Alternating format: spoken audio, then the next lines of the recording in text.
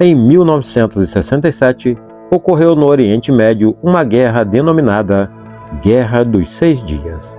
Esse conflito envolveu Israel e os países árabes, Síria, Egito, Jordânia e Iraque, apoiados pelo Kuwait, Arábia Saudita, Argélia e Sudão. Essa guerra ocorreu de forma rápida, com exatos 6 dias, tendo seu início em 5 de junho e terminando em 10 de junho de 1967.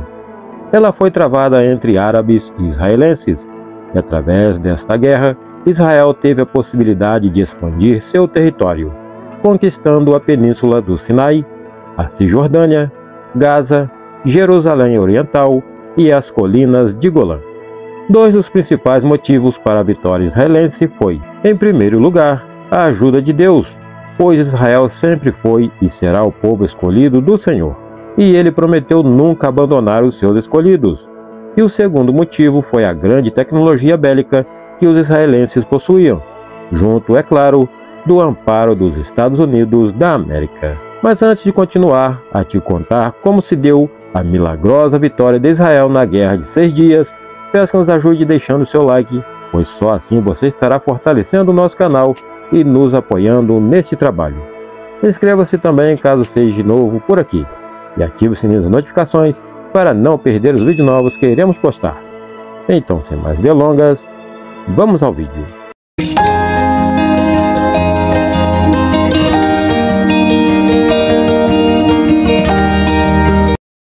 A Guerra de 6 Dias. Tudo começou quando o Egito estava enfraquecido economicamente e militarmente. Apesar de, em toda a história bíblica, o Egito ser uma grande potência, nessa época eles estavam em desvantagem perante o povo de Israel. O presidente egípcio, Gamal Abdel Nasser, não queria que outros países entrassem em conflito com Israel. Ele fazia de tudo para desestimular os países árabes a lutarem contra a nação israelense, talvez por saber o tamanho de sua força. Mesmo com todos os avisos de Nasser, a Síria estava envolvida em um conflito com Israel por conta da água. A Síria queria a todo custo atingir o Rio Jordão e desviar a sua água para irrigar suas plantações, tirando essa água de Israel.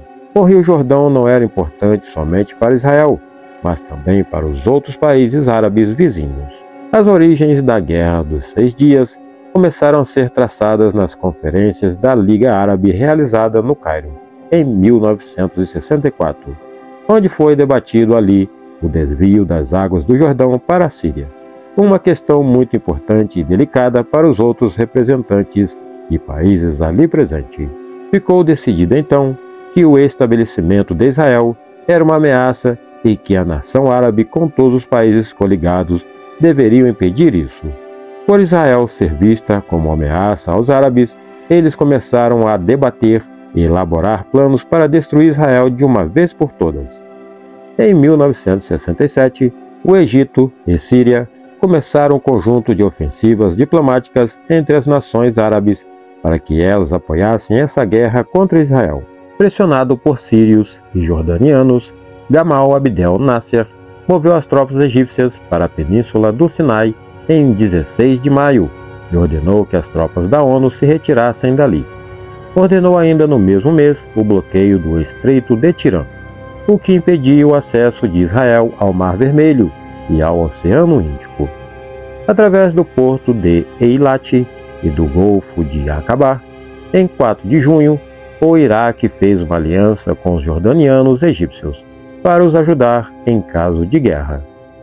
Israel acusava os países vizinhos de quererem exterminar o seu país, criado em 1948. Em contrapartida, os árabes diziam que a criação de Israel era uma afronta a eles, já que eles estavam naquela região há mais tempo que Israel. Porém, Deus já havia prometido aquela terra ao seu povo, a terra que mana leite e mel, como diz nas Escrituras, e fez com que seu povo, que antes estava espalhado pelo mundo, retornasse à sua terra.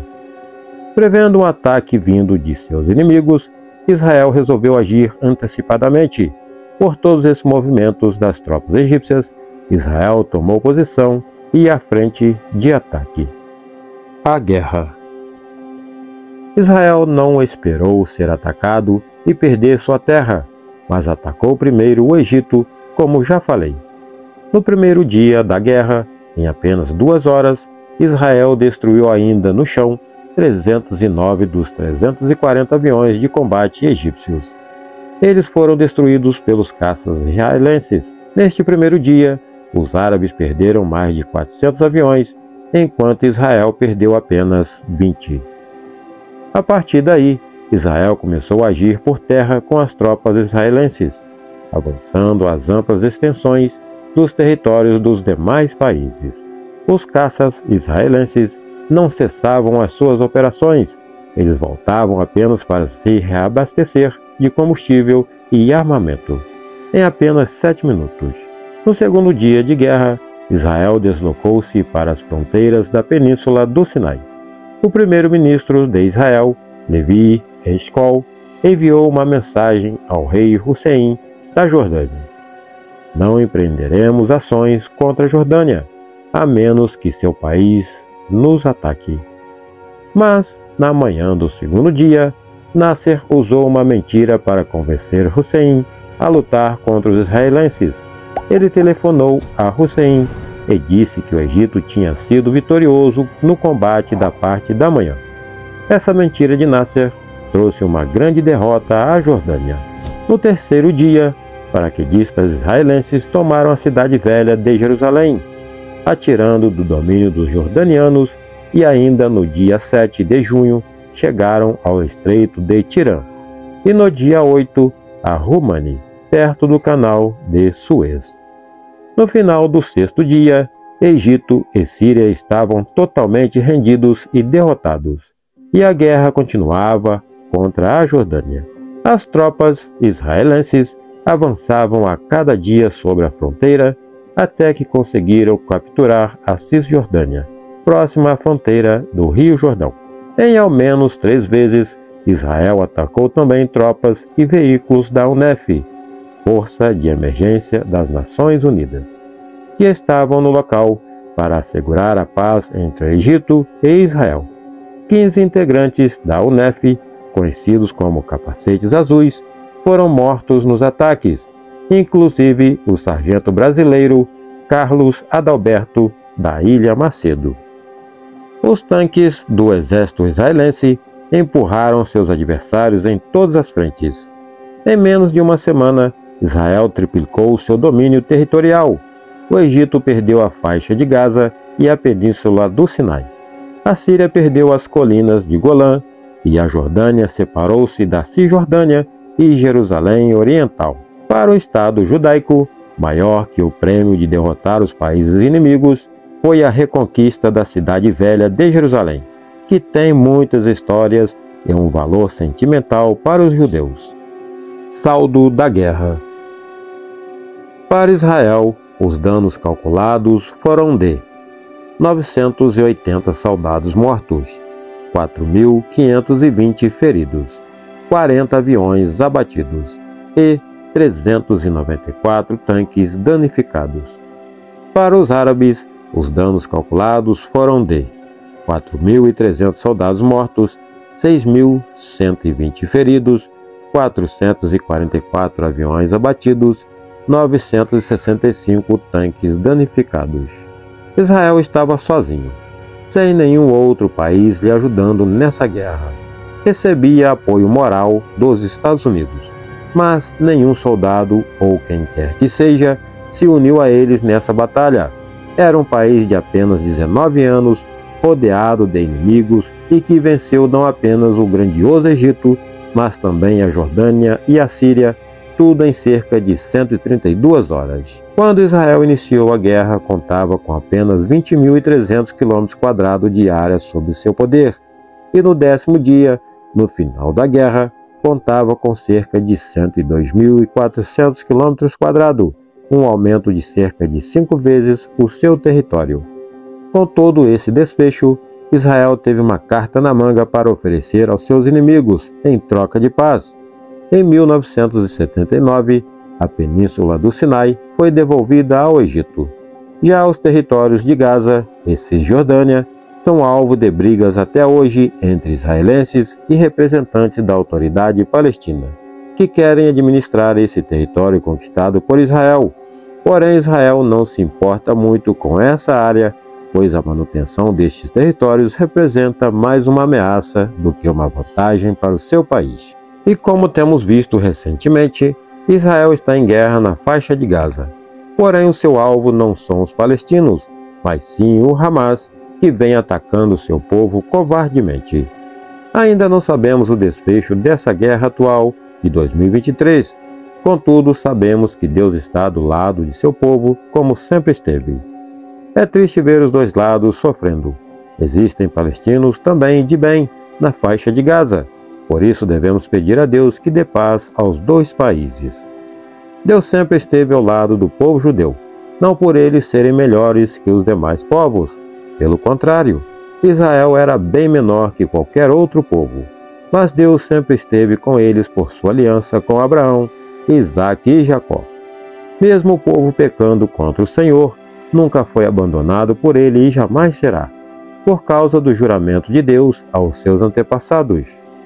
O Senhor não se afeiçoou a vocês, nem os escolheu por serem mais numerosos do que os outros povos, pois vocês eram o menor de todos os povos, mas foi porque o Senhor os amou e por causa do juramento que fez aos seus antepassados. Por isso ele os tirou com mão poderosa e os redimiu da terra da escravidão, do poder do Faraó, rei do Egito. Deuteronômio 7, versículos 7 e 8. Deus cumprirá essa promessa para sempre, pois sua palavra não volta atrás. Ainda que o povo judeu tenha pecado, continua sendo o povo escolhido do Senhor, e no fim dos dias todos eles reconhecerão e saberão que só há um Senhor, aquele que morreu na cruz por nossos pecados. Aos olhos humanos, Israel estava em desvantagem contra os inimigos. Eles tinham cerca de 35 mil soldados israelenses, avançando contra 100 mil soldados inimigos.